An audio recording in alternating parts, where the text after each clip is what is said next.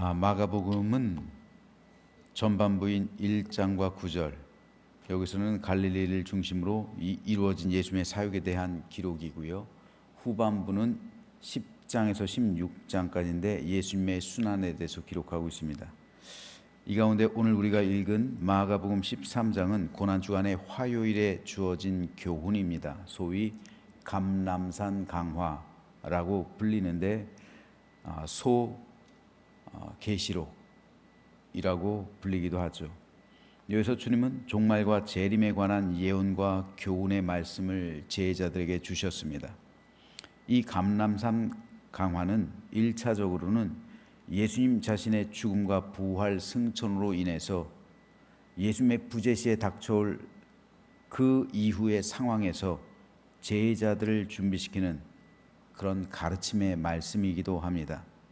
하지만 궁극적으로는 주님의 초림과 재림 사이를 살아갈 신약 시대 모든 성도들에게 주어진 겁니다. 그러니까 이 말씀은 오늘 저와 여러분을 위해 주시는 주님의 말씀으로 들으시는 것이 가장 좋습니다. 왜냐하면 우리가 예수님의 초림과 재림 사이를 살아가고 있는 존재들이기 때문에 주님께서 하신 맨 마지막에 하신 말씀처럼 이 말은 모든 사람을 위해 주시는 그 주님의 가르침의 말씀으로 우리가 들어야 합니다. 마가복음 13장은 크게 세 문단으로 나눌 수가 있습니다. 13절까지는 로마 제국에 의한 예루살렘 성전 파괴와 종말의 징조들에 관한 주님의 예언을 기록하고요. 14절에서 23절은 로마 제국에 의한 예루살렘 함락 사건 및 말세 대환난에 임하는 성도의 자세에 대한 교훈을, 마지막으로 37절까지는 재림의 양상 및 재림의 시기 분별과 재림을 기다리는 성도의 자세에 대한 주님의 가르침을 기록하고 있습니다. 오늘은 이 가운데서 1절과 2절 말씀에 대해서 잠시 살펴보겠습니다. 예수께서 성전에서 나가실 때 제자 중 하나에게 이르되 선생님이여 보소서 이 돌들이 어떠하며 이 건물들이 어떠하니까. 예수께서 이르시되 내가 이 큰 건물들을 보느냐. 돌 하나도 돌 위에 남지 않고 다 무너뜨려지리라 하시니라. 여기서 예수님께서 말씀하시는 성전은 헤롯 성전입니다. 이스라엘의 첫 번째 성전은 솔로몬 성전이었습니다. 그러나 솔로몬 성전은 바벨론 제국에 의해서 완전히 무너지고 파괴됐습니다. 이후에 바벨론 포로에서 귀환한 이스라엘 백성들에 의해 두 번째 성전이 지어졌는데 그 성전이 스룹바벨 성전입니다. 그리고 스룹바벨 성전을 훨씬 더 크게 증축한 성전이 바로 헤롯 성전입니다. 즉 스룹바벨 성전을 그대로 두고 스룹바벨 성전을 훨씬 더 확장해 나간 성전, 이게 헤롯 성전이에요. 그래서 일부 학자들은 헤롯 성전을 이스라엘의 제3성전이라고 부르기도 합니다. 제2성전인 스룹바벨 성전과는 완전히 구별될 정도로 크고 웅장하게 지었기 때문입니다. 이 성전을 헤롯 성전이라 부른 이유는 헤롯 대왕에 의해 지어졌기 때문인데, 헤롯은 에돔 족속이었습니다. 즉 에서의 후손이었습니다. 에서의 후손이 야곱의 후손인 이스라엘의 왕이 된 겁니다. 그러니 반대가 얼마나 심했겠습니까? 이에 헤롯은 이스라엘 백성들의 민심을 달래기 위해서 대제사장의 딸과 결혼을 합니다. 그리고 이스라엘의 성전, 이 성전을 크고 웅장하게 짓습니다. 건축 기간만 해도 헤롯 당대에 끝나지도 않았습니다. 이 기간 동안 얼마나 많은 재정이 투입됐을까요?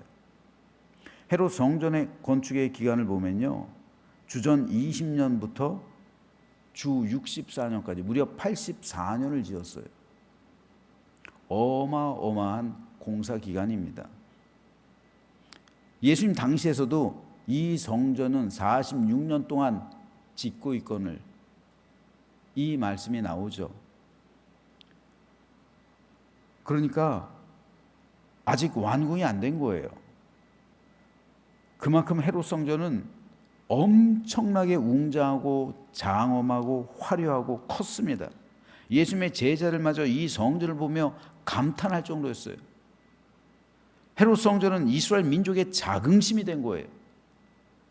헤롯이 이걸 노린 거예요. 그래서 자기가 왕이 되는 걸 반대하는 겁니다. 누른 거예요, 민심을. 하지만 예수님은 오늘 본문에서 네가 이 큰 건물들을 보느냐, 돌 하나도 돌 위에 남지 않고 다 무너뜨려지리라 예언의 말씀을 주십니다. 주님의 말씀처럼 헤롯 성전은 주후 70년 로마의 티투스 장군에 의해 완전히 파괴됐습니다. 84년 동안 성전을 지었는데 단 6년 사용하고 무너져 버린 거예요. 여러분 한번 생각해 보세요. 84년 동안 대공사를 했어요. 근데 6년 사용하고 이 성전이 흔적도 남김없이 무너져 버렸어요. 일부 남아있는 벽이 통곡의 벽이잖아요. 이를 통해 예수님께서 하신 말씀이 있었어요. 그 말씀의 본질을 우리가 깨달을 수가 있습니다. 성전의 본질을 우리가 알 수가 있다고요. 즉 주님께서 원하시는 성전은 건축물이 아니라는 거예요. 주님의 제자들은 이 건축물을 보면서 얼마나 아름답습니까? 얼마나 큽니까? 민족의 자긍심이에요. 자랑거리예요. 그런데 주님께서는 그걸 눈여겨보지 않으셨어요. 주님께서 원하시는 성전은 건축물이 아니었습니다. 건물은 구원받은 믿음의 백성들이 함께 모여서 예배드리고 기도하고 가르침을 받고 교제를 나누는 공간입니다. 그 공간으로서의 기능이에요. 따라서 이 공간은 소박하면 돼요. 하나님께서는 화려하고 웅장하게 성전을 지으려는 사람의 욕망을 경계하셔요. 이상하게 사람들은 성전을 화려하고 웅장하고 크고 장엄하게 지으려고 해요. 하지만 하나님께서는 그런 걸 경계하셔요. 그래서 다윗에게 뭐라고 말씀하십니까? 내가 성막에 있을 때 성막이 천막으로 지어졌잖아요. 가죽으로 지어졌잖아요. 자꾸 초라하게 지어졌잖아요. 그렇다고 해서 내가 너희들에게 언제 한마디라도 한 적이 있느냐? 말씀하신 거예요. 이 말씀의 뜻은 성전은 크고 웅장하고 화려하게 지을 필요가 없다는 거예요. 사람은 건물을 보면서 감탄할 수 있어요. 하지만 하나님께서는 건물 보면서 감탄하지 않으세요. 하나님께서 보시는 것은 건물이 아니라 사람이에요. 하나님은 성도를 보시지, 성도의 모임을 보시지 건물 자체를 보시지 않으세요. 이에 대해 주님은 이렇게 말씀합니다. 바리새인들이 하나님의 나라가 어느 때에 임하나이까 묻거늘 예수께서 대답하여 이르시되 하나님의 나라는 볼 수 있게 임하는 것이 아니요 또 여기 있다 저기 있다고도 못하리니 하나님의 나라는 너희 안에 있느니라. 하나님의 나라가 너희 안이라는 것은요, 우리 사이, 우리 가운데라는 뜻이에요. 저와 여러분의 사이에 하나님의 나라가 임한다는 거예요. 우리 가운데 천국이 있다는 겁니다. 왜 그렇습니까? 교회는 하나님의 나라가 임한 곳이에요. 즉 저와 여러분 사이에 천국을 누리는 것, 이것이 바로 하나님 나라입니다. 왜 그래요? 하나님의 나라는 성령께서 임재하신 곳이에요. 성령께서 어디에 임재하십니까? 이 공간에 임하실까요? 예배당 안에 임하시는 것이 아니라 본질적으로 성도 사이에 임하시는 거예요. 왜 그렇습니까? 내가 예수님을 나의 구주, 나의 하나님으로 영접한다면, 나의 왕으로 영접하는 순간 성령께서 내 안에 임재하시잖아요. 그렇죠? 그래서 나는 교회가 되는 거예요. 그래서 고린도 전서에 보면 너희는 너희 안에 계신 성령의 전인 줄 알지 못하느냐. 성령의 성전이라는 거예요. 우리가 성령께서 내 안에 임하셨기 때문에 나는 내 안에 있는 성전의 제사장이 되는 거예요. 그래서 왕 같은 제사장이 되는 겁니다. 그렇기 때문에 내 안에 있는 성전을 잘 관리해야 되는 의무가, 책임이 우리에게 있는 거예요. 하나님의 영이 내게 임하셨습니다. 그러므로 우리는 걸어 다니는 성전이에요. 그렇다면 그 성전은, 그 하나님의 영은 나에게만 임했습니까? 우리 장로님에게도 임하고 권사님에게도 임하고 집사님에게도 임하고 모든 성도에게 임했어요. 예수님을 나의 구주, 나의 하나님, 나의 왕으로 영접한 그 모든 성도들에겐 성령께서 임재하셨습니다. 그래서 내 안에 있는 천국과 다른 성도 안에 있는 천국, 그 공통 분모가 뭡니까? 성령님이잖아요. 성령 안에서의 교제를 나누는 곳, 그것이 바로 교회예요. 그러면 나와 다른 성도 간에 예수님께서 말씀하신 것처럼 하나님의 나라는 너희 가운데, 너희 사이에 있다. 하나님의 나라는 너희 사이에 이미 임했다라는 이 말씀이에요. 그러므로 교회는 바로 저와 여러분의 사이, 우리 안, 이게 바로 교회예요. 만약에 우리가 가정에서 속회 예배를 드리죠? 그럼 거기가 교회가 되는 거예요. 그것이 교회입니다. 그러므로 하나님께서 바라보시고 있는 것이 바로 이 모임이에요. 이 거룩한 모임, 불러낸 사람들의 모임, 세상으로부터 불러낸 사람들의 모임, 에클레시아, 이게 바로 교회란 말입니다. 죽음으로부터, 멸망으로부터, 지옥으로부터 불러낸 악의 모든 세력으로부터, 사단으로부터 불러내서 우리를 거룩하게 하시고 우리를 예수님을 구주로 영접하게 하시고, 그래서 하나님의 영을 주시고 하나님의 영 안에서 함께 모여 있는 믿음의 공동체, 이게 바로 교회란 말이에요. 그러니까 하나님의 나라는 저와 여러분 사이에 있는 겁니다. 임한 거예요. 이게 교회의 본질이에요. 하지만 적지 않은 교회들이요, 이런 교회를 이루어가는 것에 있어서 크게 두 가지 면에서 실패하고 있어요. 첫째로는 건축물 때문에 성도들의 모임을 무너뜨리고 있어요. 무너뜨리는 경우가 있습니다. 다 그렇다는 건 아니에요. 우리 교회도 이제 리모델링을 앞두고 있어요. 물론 우리가 모여서 하나님을 예배하는 장소, 서로 사랑과 축복의 교제를 나눌 수 있는 공간, 너무너무 중요하고 필요합니다. 하지만 초대교회를 한번 보십시오. 초대교회는 마가의 다락방에 세워졌어요. 예루살렘 교회는 마가의 다락방이에요. 빌립보 교회는요, 루디아의 집에 세워졌고요. 고린도 교회는 브리스길라의 집에 세워졌어요.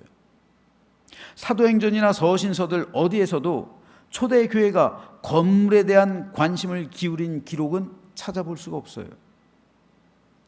초대교회 성도들은 교회의 머리가 우리 주 예수 그리스도라고 고백했고, 이 고백에 따라 그들 믿음의 중심에 그리스도가 계셨고 예수님을 교회의 주인으로 모셨습니다.